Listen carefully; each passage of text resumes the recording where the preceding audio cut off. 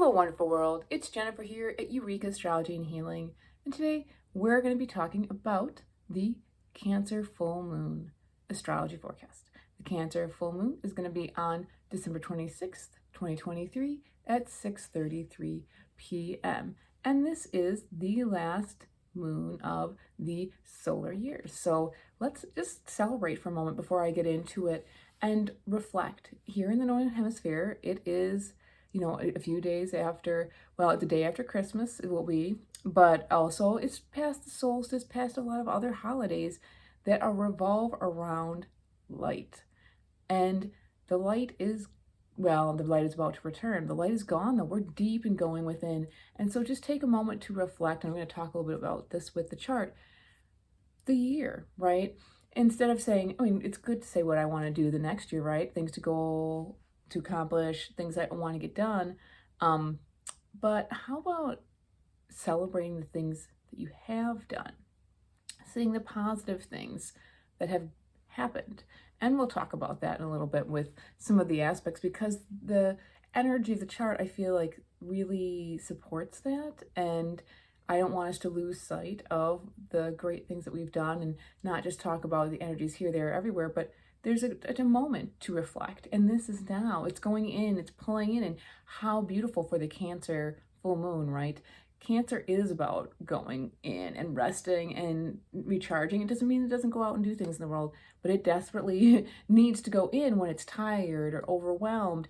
It wants to have that support. I shouldn't say desperate, but I should say it is a core need for that sign and anyone who has a strong influence of that, because going within recharges. And really, there's a core need of us all, in a way, is that at some point most of us need to go in and recharge. And as always, I'm going to go into the notables and then talk about the name of the moon and try and weave in a few aspects. I really try to feel the energy of this chart more than talk a whole lot about aspects, because in some ways I feel like it's the energetic template that's really charging this chart and the time. And remember that this is different for everybody where it's going to be happening, because your chart is unique. If you ever want to know, you can reach out at EurekaAstrologyandHealing.com. You can see the chart readings that I do. It could be for the year ahead or your birth chart, just to understand, hey, she's talking about Capricorn, and where is that in my chart? Even not even knowing what planet's in there, but what house does that rule? Because when I say Capricorn, the energy of, responsibility and maybe some changes where you're being responsible is happening. Knowing that, say it's in your 10th house, it's like, oh, that's my career and where I'm responsible in the world. I mean, there's other things that rule a job, but really knowing where your responsibility lies, partially also with Saturn, it's like, oh, okay, I can see it's happening there at this time. Maybe not forever, right? Because things are changing, but that's a way of finding out if reading a chart is something that you don't want to learn to do. I can help you with that. So let's look at the notables. First and foremost, full moon, we talked about Cancer, going in, nurturing, supporting.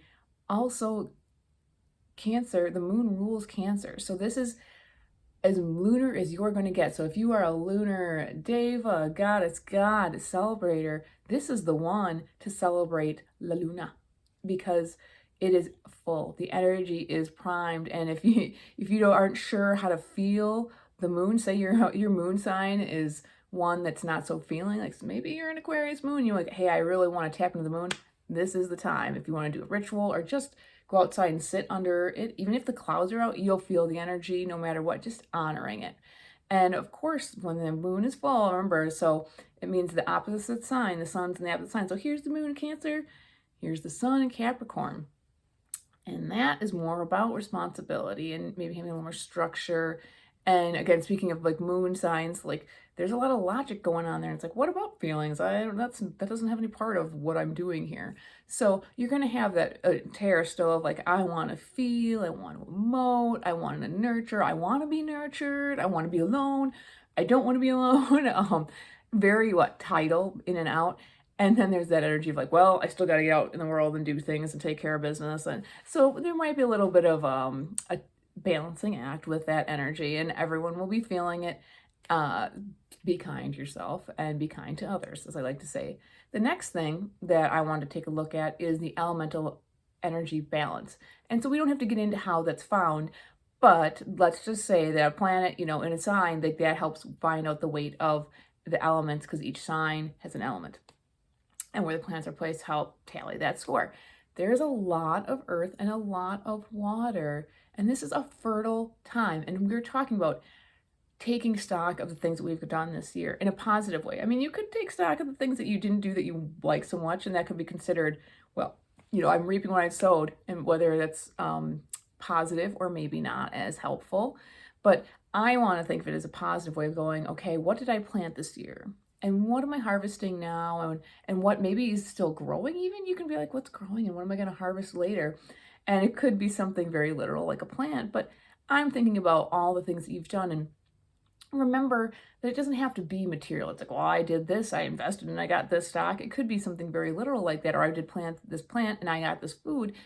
It could be that, but it could be like, I thought and I worked real hard on a belief that was really, holding me back that I didn't know about, but I identified it. I worked with it, and now, I'm continuing to work with it, and it has made changes, leaps and bounds. Like, you hear the word belief, and it's like, it's an idea. Like, oh, an idea, right? How powerful is that? Can be life-changing just to change one belief that you have anchored yourself in that has been holding you back, or I don't want to say poisoning the well, but really hindering, you being in your fullest, highest expression. So take stock of that, of all the things you've done. And it doesn't have to be, again, what we consider like large material gains, because some of the, spiritual, social, emotional things are equally as important. Relationship, all these things. Take stock. Not exactly the greatest time to start something because the full moon is a combination too. So again, reaping what you've sown and then seeing everything. And also there's no air in this chart, and that makes the inspiration and the idea flow coming in a little like not at all or very little. And so something that you may start now, if you do, maybe a little lacking in inspiration. Now, I'm not saying that it won't. You just might take a little bit more oomph. So more about collecting. The last notable I want to say is that Mercury is still retrograde. It went retrograde on the 13th of December. And so it was in Capricorn, went retrograde, snuck back into Sagittarius. And so how I see this again is that we're talking about that kind of thing going on. And this is reassessing, especially Mercury's thoughts and thinking, ideas. It's going back and reassessing, where are you free?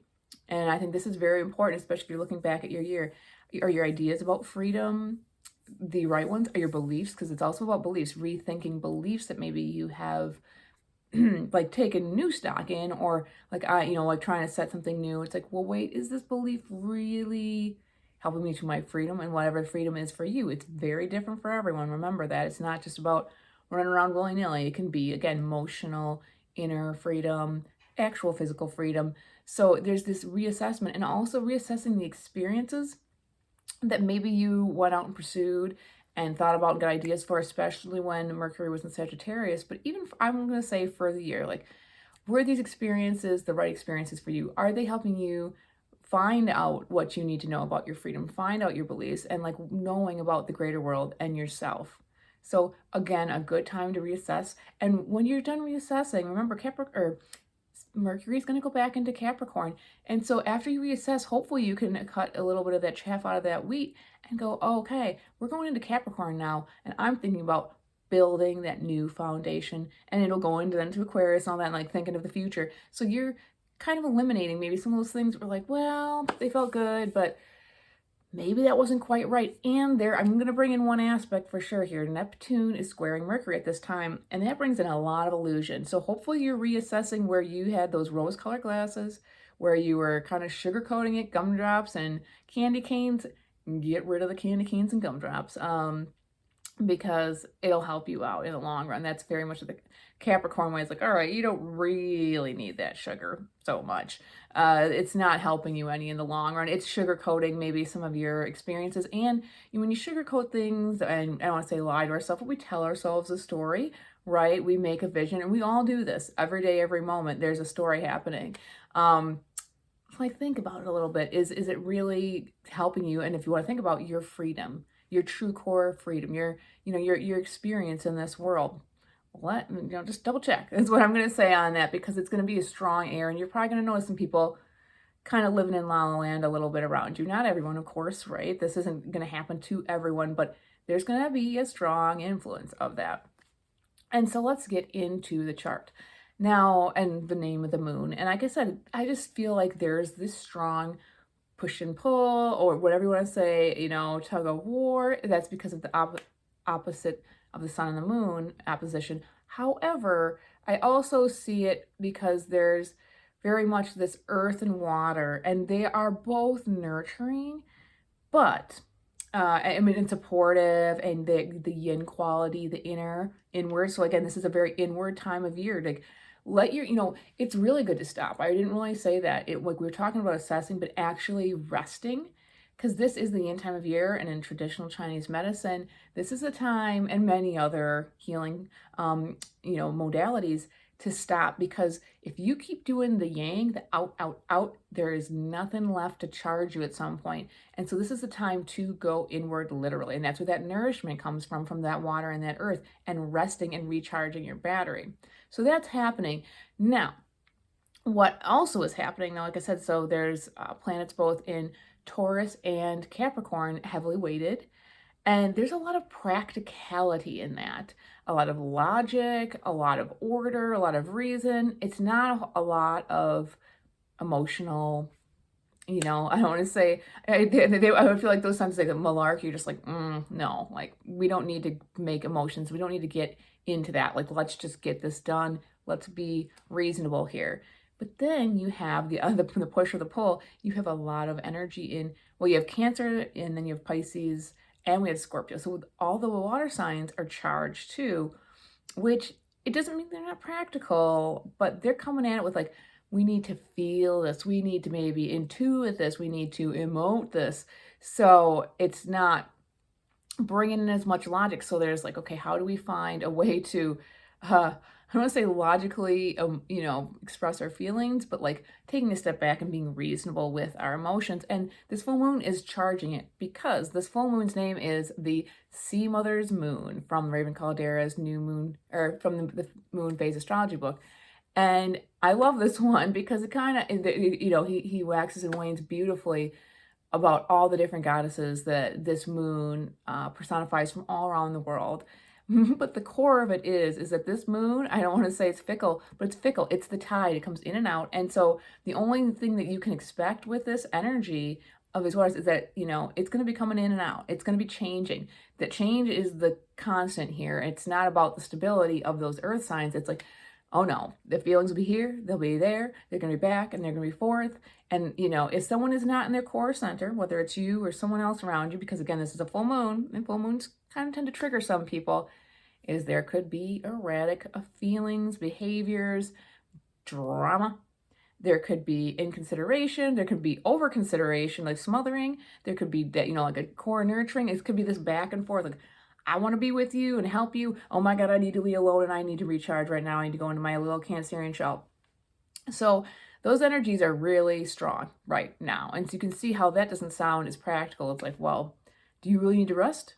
Ask yourself that. It's like, and then that's like the Capricorn, like, do you need to rest? Well, you probably should really get back to work. And then the Cancer's like, I need to rest right now. I just did all this, and like there's like this intense emotion or feeling, and then maybe a few tears later on because I've done this already, getting a little dramatic there. But, and I'm not saying Cancers are dramatic necessarily all the time. I'm just saying is that there's going to be that well up of like, I made it this far, and don't tell me that I have to be more responsible to other people. I just need a break, right? So there's going to be that feeling. And so try to be grounded. And if you do feel like you need to go inward, especially with this very, festive season for all the religions and all the celebrations, I would say take time and take space, because this moon is going to demand some security. And then for the Cancer part of it, security of emotions and security of the home. So this is going to be a focus. If you need a little carve out space for yourself to go, if it's a little room or a closet, because what happens, family comes in and often there's triggers, and then you don't have a place to go, or you're in someone else's home and you don't have a place to go. It's like, I just want to be home watching a movie. I don't want to be sitting here with everybody right now. Try to find a way that you can give yourself a little space. I think it's really important. And then this grows even more with security, because we talked about Capricorn and Cancer, or Capricorn and Taurus, the earth signs, they like security too, but it's not so much emotional security. First, Capricorn wants the security of responsibility and being needed, actually. I mean, so can Cancer, different kinds of needs. One's need for nurturing, that's the Cancer, and one's need for like being like looked upon, like I need your support because I can trust your stability and your knowledge and your leadership. Capricorn needs that. They don't often say it, but without it, often many of them don't feel secure or they feel like themselves. And then Taurus wants the security of a home. Now, not to go and rest and hide in, it's to rest, but it's to actually have, like, I need a home, I need food, I need money, I need these things to live. Cancer's not thinking about it as a way of living, it's a way of like emotionally living and supporting and recharging. Where Taurus is like very practical. It's like, I need these things. So we're gonna have a little charge around what we need for our own like security. And like I said, in lots of ways around the home, but also responsibilities. So be on the look for that. And hopefully, if you've gotten this all, kind of to snap it into a little bit of a here, just one little nugget, is that emotions may be running high. It's okay to have them. Try to give yourself some reason and be like, okay, if I'm gonna, or say if I'm feeling overwhelmed, give yourself the space to find a place to be secure. And so you don't snap off on somebody, because at some point the Cancer crab will snap if it doesn't get its rest, its reprieve, its, alone time. So make sure you have that. Don't just go into a situation. I mean, most people know when they're going into a situation where they're going to need to take 5, or have some space, or how long it should really be. Give yourself some parameters. That's the logic, and that's the reason of it. And you might have to be responsible right now, but try not to take too much on, because that's the Capricorn energy way of like, yes, I can do this. Of course I can. I'm responsible. Yes, I can do this. Don't push yourself, I mean, only to the point where you feel like you are needed and you are having your leadership role, but don't push yourself in to the point, because it's gonna be emotional and a little bit volatile around this time. And again, let's wrap it up here. Assess your year in a positive way, and then you can look forward to the next one in the way that you want. And again, if you want to know how the energies for next year are going to interplay with your chart, feel free to reach out to me at Eureka Astrology and Healing. And I'm wishing you the best of seasons, and may everything you want and everything you need come in a beautiful way to you. And take care of yourselves and your loved ones. May the plants ground you and the stars guide you. Ciao for now.